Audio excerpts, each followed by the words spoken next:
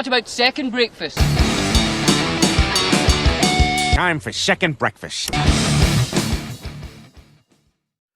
What's up, everybody? Monster from Breakdowns for Breakfast here with another second breakfast. So, if you listened to our episode this week, we discussed a female-fronted band called The Pretty Wild. And Danger and I were both pretty into that album, pretty into that band. And I can't remember who exactly, because, you know, as soon as the words come out of our mouth and we print it and we roll on, I forget everything I said. But I know we talked about some other female-fronted bands during that episode. I know we brought up Spirit Box. I know we brought up Poppy. But I'm sure we brought up a few others. Women in rock and metal is nothing new.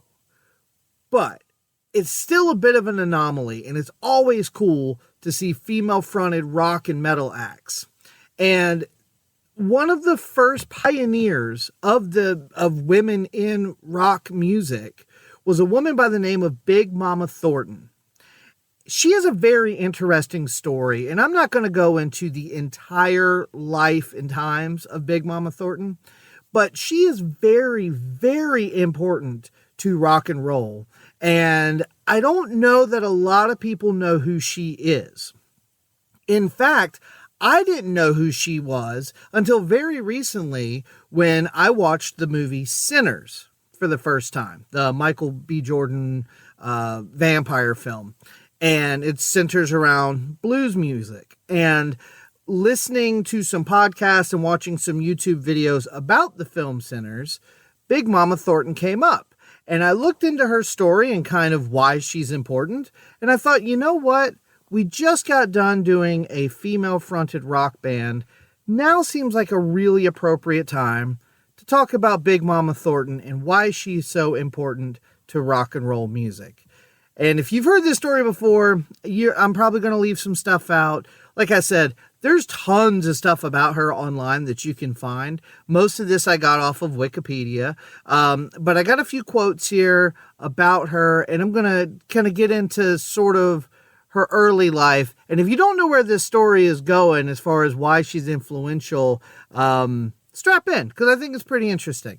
But unfortunately, it does have a little bit of a sad ending, but we'll get there. So Willie Mae Thornton, also known as Big Mama Thornton, was born December 11th, 1926.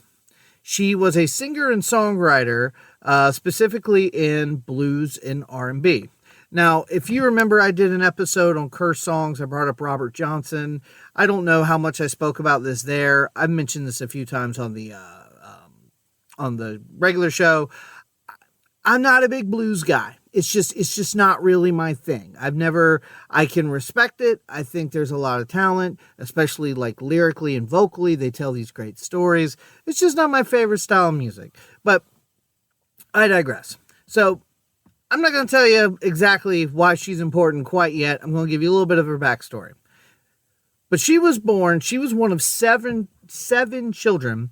Her birth certificate claims she was born in Ayrton, Alabama, but she said in an interview that she claims Montgomery, Alabama as her real birthplace. Now I'll get into some quotes. She's a very colorful lady as far as like the way she talks and presents herself. So that might have just been her way of saying, in my heart, I'm from Montgomery, Alabama. But it's also well known that back in those days, especially for black people, a lot of times records weren't kept as well. So who knows 100% sure. She grew up in a church, and that's where she was introduced to gospel music. And she didn't take the singing like right away, but that's where she first started to kind of develop a taste for music. Her mother died of tuberculosis in 1939, and Thornton was only about 13 years old, and she actually pretty much took care of her mother up until the time of her death. And when she did die, she had kind of gotten into this position where she actually had to quit school and get a job. And she got a job washing and cleaning spittoons at a local tavern. So that's not great, but anybody that's had a bad job knows sometimes you got to do what you got to do. So around this, actually a little bit earlier than this, I think it was when she was around 8 is when she first learned how to play harmonica. But it was after her mother died that I think she sort of really started to take music serious. She said, my singing comes from my experience, my own experience. I had never had no one teach me nothing. I never went to school for music for nothing. I taught myself to sing and to blow harmonica and even to play drums by watching other people. I can't read music, but I know what I'm singing. I don't sing like nobody but myself. I love that sentence, by the way. I can't read music, but I know what I'm singing. I don't sing like nobody but myself. That is a profound statement from a musician. I too sing like nobody else, but nobody wants to hear me sing. Big Mama Thornton, on the other hand, she can sing all she wants. She goes on to say in another interview, she says, my father was a minister. He's a Baptist preacher, and my mother, she was very religious. And me, I don't know what I am. Was just born with the blues. I really got the blues, you know, in 39 when I lost my mother. And then I said, well, I don't know what to do. I said, well, I think I want to sing the blues. So I said, well, at that time I was listening to Big Maceo, another blues singer, his Worried Life Blues. And I said, I think I want to sing that. And I did. That was a beautiful number. So she's doing all this at kind of a young age. And then in 1940, she was discovered by another blues artist around this area named Diamond Teeth Mary. Man, they always had cool names, didn't they? So when Diamond Teeth Mary discovered her, she joined this traveling variety show called Sammy Green's Hot Harlem Review. There she was kind of hired on to do like dancing and sort of like comedic kind of stuff, but eventually, and some backup singing, but eventually people realized how good of a singer she was, and so they kind of put her up to the front. And she did that for a while. It says she quit in 1948 due to money disputes. Apparently they owed her a lot of money that they didn't give her. And unfortunately, that would be something that would continue for the rest of her life. So after this time, Thornton moved to Houston. She started singing at this ballroom. She got her first record deal in 1950, and she started recording some of her own songs. None of these songs were like huge hits. All Right Baby, Bad Luck Got My Man, and they were sort of like local hits. But as time went on, she went to play at a bigger ballroom, and she met other record labels and got other deals. And she eventually met this guy named Johnny Otis. So basically, Johnny Otis was working with Peacock Records, and they were working with Otis California Rhythm and Blues Caravan, where they would like pick up artists to kind of take them on the road, give them exposure, get them some experience. And it would include being able to get artists a spot to record at a recording studio in Los Angeles. And and then also get some national distribution. So while working with Otis, Thornton recorded a song. This song was written by Jerry Lieber and Mike Stoller. That song was called Hound Dog. She recorded this song in 1952. Now, if that name sounds familiar, it's because I know you've heard that song before. You may have never heard Big Mama Thornton sing it, but I know you've heard Elvis Presley sing it. Now, here's where the story gets a little bit interesting. So whenever they gave her this song to record, they basically told her, we want you to sing it in this like really belt it out and growl it out. And she kind of pushed back on it a little bit and was like, I'm going to do it however I want. And they said, no. Do it this way. Trust us. So she did. This song went on to be a hit record. Now remember, this is in 1952, and it sold more than 500,000 copies. It spent 14 weeks in the R&B charts, including 7 weeks at #1. But even though Hound Dog became a big hit, Thornton never received the acknowledgement or monetary compensation she deserved for the record. Reportedly, there was all kinds of, and this is true to today. As a musician, I see this and hear this all the time. There's so many fingers in the pie that eventually the cuts get smaller and smaller. She claimed she only received one $500 royalty check from her original version of the song. She went on to say, "Didn't get no money from them at all. Everybody living in a house but me. I'm just living." Now, 1952, Hound Dog came out. It was pretty successful. It was her biggest hit. It was a #1 hit on the R&B charts. But 3 years later, people would become infamously familiar with Hound Dog when it was recorded by Elvis Presley. Now, here's a little bit of a controversial take. Supposedly, Elvis Presley did know who Big Mama Thornton was. But he, from what I understand, didn't seem to have any real recollection of her version of the song.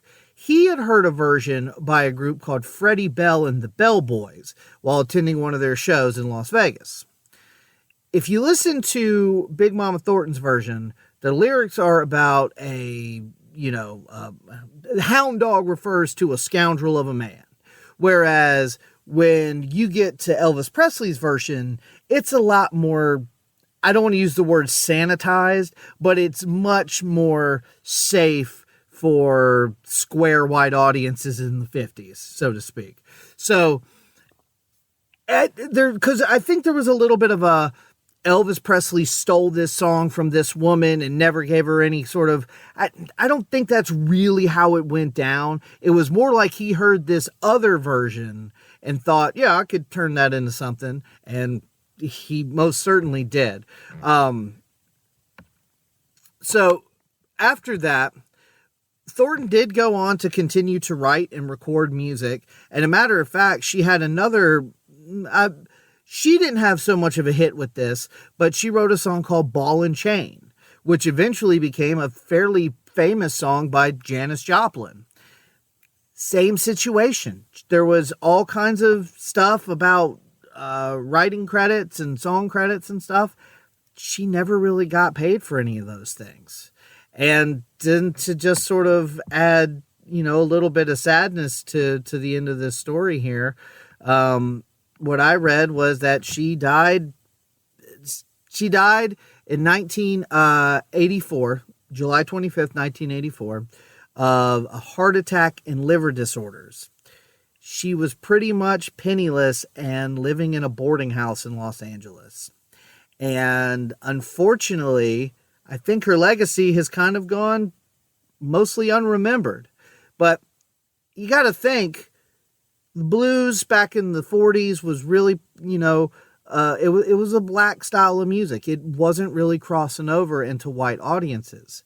And then when she wrote that song, Hound Dog, it became what we would call today kind of a crossover hit with a lot of white bands covering it and eventually being covered by Elvis Presley.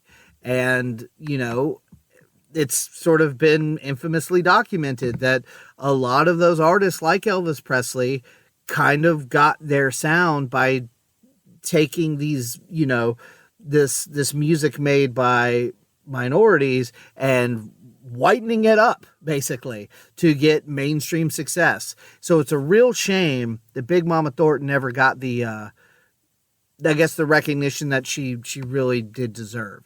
Now, she was inducted into the Rock and Roll Hall of Fame in 2024 for just how influential she was on rock and roll music. So I do think that she's kind of, and it might have had a lot to do with that film Sinners. Like I said, it does not directly say anything about her, but it just, I think, threw a little bit of a spotlight on blues musicians and blues music back in that time period. And so, good for her.